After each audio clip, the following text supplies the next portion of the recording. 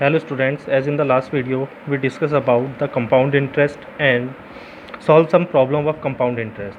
Now the next topic in the compound interest is depreciation. ठीक है, तो depreciation का मतलब जैसे हम जानते हैं कि किसी भी मशीनरी की कॉस्ट टाइम के साथ साथ क्या हो जाती है, रिड्यूस हो जाती है, यानी डेप्रिशिएट हो जाती है। और after a particular interval of time the cost is defined as the scrap value और रीसेल वैल्यू।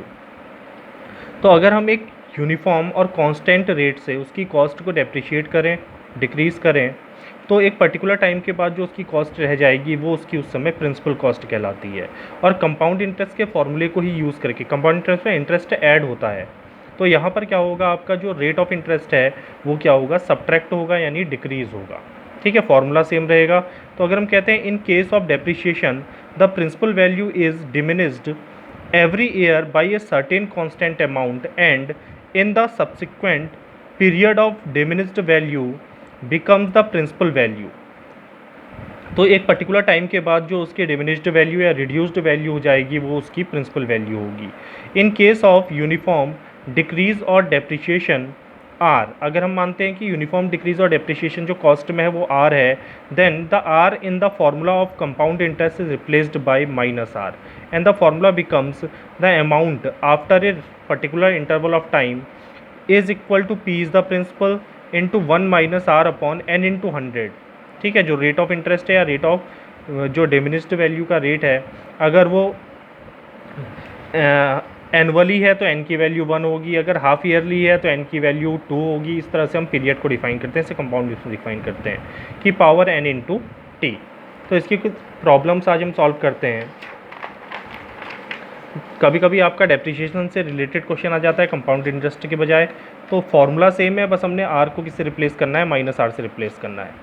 तो a machine the life of which is estimated to be 10 years, एक मशीन जिसकी लाइफ हम एस्टिमेट कर रहे हैं कि वो कितने साल चलेगी, 10 साल चलेगी। कॉस्ट रुपीज़ 10,000 और उसकी प्रिंसिपल अमाउंट जो कॉस्ट है वो कितनी है, 10,000 है। Calculate its scrap value at the end of its life, तो जब उसकी लाइफ है यानी 10 साल के बाद उसकी स्क्रैप वैल्यू कितनी रह जाएगी, यानी डिक्रीज़ होने के बाद वैल्यू कितनी होगी, यानी अमाउंट हमने निकालना है। ठीक है, after 10 year depreciation on reducing installment system being charged at 10% per annum, और जो रेट ऑफ डेप्रिशिएशन है वो है आपका 10% पर एनम। तो इस प्रॉब्लम में हमें प्रिंसिपल अमाउंट दिया है, द प्रिंसिपल इज़ 10,000, टाइम हमें दिया है t is equal to 10, N हमें दिया है n is equal to 1, annual पर एनम का मतलब है एक साल में एक बार। Then r is equal to हमें दिया है 10% पर एनम। ठीक है, now the formula is the amount after 10 year is defined as a is equal to p into 1 minus, वहाँ 1 प्लस करते हैं, 1 minus r upon n into 100 की power n into T. then it becomes it is equal to 10,000 into 1 minus r is 10 upon 100 n is equal to 1 की power 10, so it becomes 10,000 into 1 minus 1 upon 10 की power 10, इस तरह से लिख सकते हैं। और it can be written as 10 की power 4 into 10 LCM लेंगे तो नीचे 10 आ जाएगा, 10 माइनस 1 की पावर 10, और इट इज़ इक्वल टू 10 की पावर 4 इंटू 9 अपॉन 10 की पावर 10।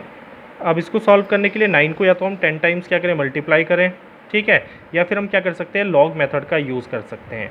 तो अगर हम लॉग मेथड का यूज़ करते हैं, taking log both side, then log A is equal to, it defines as log 10 की पावर 4 इंटू 9 अपॉन 10 की power 10, log m into n is equal to log m plus log n, that is log 10 की power 4 plus log 9 upon 10 की power 10।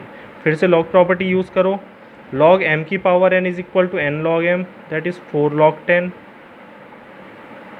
Plus 10 into log m upon n is equal to log m minus log n, that is log 9 minus log 10। तो simple log values है, log 10 की value 1 होती है, 9 की value हम table से देख सकते हैं। तो then it is equal to 4 into 1 plus 10 into log 9 की वैल्यू अगर आप टेबल में देखेंगे तो 0.0 इसलिए कि एक ही डिजिट है, तो इंटीजर पार्ट कैरेक्टरिस्टिक पार्ट 0 होगा, मेंटिसा होगा 0.949542 minus log 10 is equal to 1. Then it becomes 4 plus 10 into minus 0.0458. ठीक है, सब्ट्रैक्ट करने के बाद ये आएगा. Then it is equal to 4 minus 0.458. 10 से मल्टीप्लाई करोगे तो ये वैल्यू आ जाएगी एंड इट बिकम्स, और ये वैल्यू आपकी रह जाएगी 3.542. Then this is equal to log A. अब हमने अमाउंट निकालना है, तो amount A is equal to anti log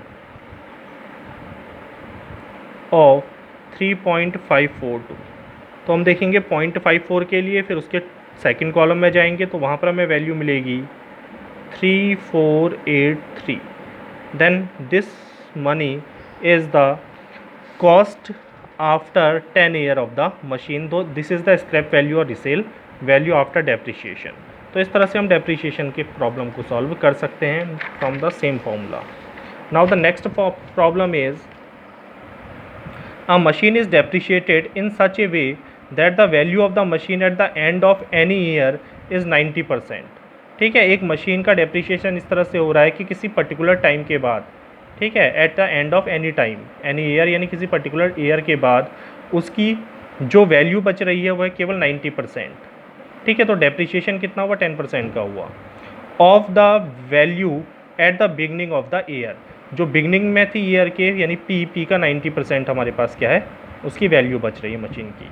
the cost of the machine was ₹12,000, और जो प्रिंसिपल अमाउंट है उसका वो कितना इनिशियली 12,000 है. And it was sold eventually as a waste metal for ₹200.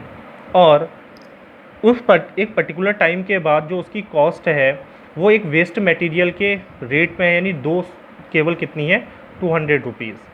तो फाइंड, तो 12,000 की मशीन केवल कितने में बिक रही है उस समय, ₹200 में. Find out the number of years during which the machine was in use. तो कितने साल तक हम मशीन को यूज़ कर सकते हैं. तो यहाँ पर हमें दिया है the principal amount P is equal to 12,000, the amount A is equal to 200. ठीक है, तो उसकी अमाउंट है, एक पर्टिकुलर इंटरवल ऑफ टाइम के बाद जो उसकी कॉस्ट है वो कितनी बच रही है, ₹200. The rate of interest R is equal to 100 minus 90. Depreciation का जो रेट है, देखो 90% है उसका एक पर्टिकुलर ईयर के बाद वैल्यू, तो डेप्रिशिएट कितना हुआ, 10%. तो that is 90 plus 100 plus minus 90 is equal to 10% is the rate of depreciation. Then T हमने निकालना है कितने ईयर के बाद. तो फॉर्मूला हम यूज़ कर लेते हैं, A is equal to P into 1 minus R upon 100 की पावर टी.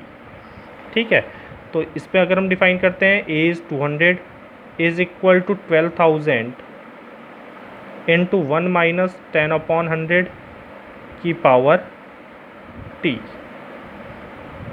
इसको इधर ले आते हैं तो ये हो जाएगा 200 अपॉन 12,000 इज़ इक्वल टू 0 से 0 कैंसिल, यह हो जाएगा 9 अपॉन 10 की पावर टी. ठीक है, देन 0 0 0 0, तो this is 2 upon 120 is equal to 9 upon 10 की पावर टी. इसको सॉल्व कर सकते हैं. This can be written as log 2 upon 120, log value हम निकाल सकते हैं, is equal to log 9 upon 10 की power T. Then use the log property, log m minus log n is equal to T आगे आ जाएगा. This is log 9 minus log 10.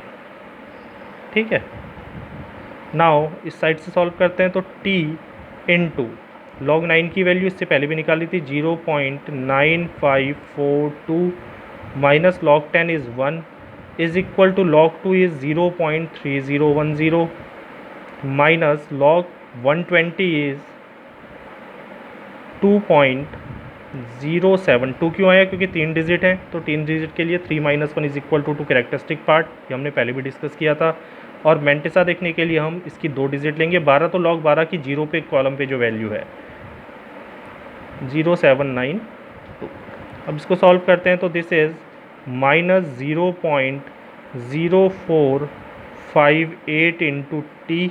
इसको इससे सब्ट्रैक्ट करके नेगेटिव वैल्यू आएगी, ये वैल्यू बड़ी है छोटी है। Then it is equal to -1.7782।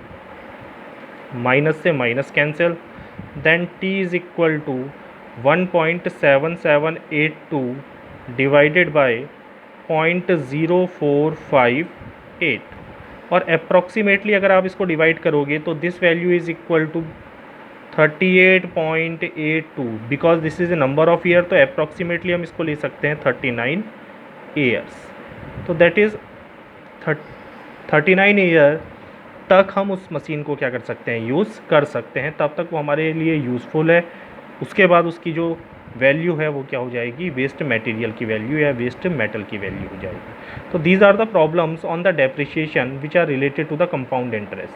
तो नेक्स्ट वीडियो में हम डिस्कस करेंगे प्रॉफिट एंड लॉस, ठीक है। तो आपके केवल 2 टॉपिक इसमें बचे हैं, प्रॉफिट लॉस और डिस्काउंट।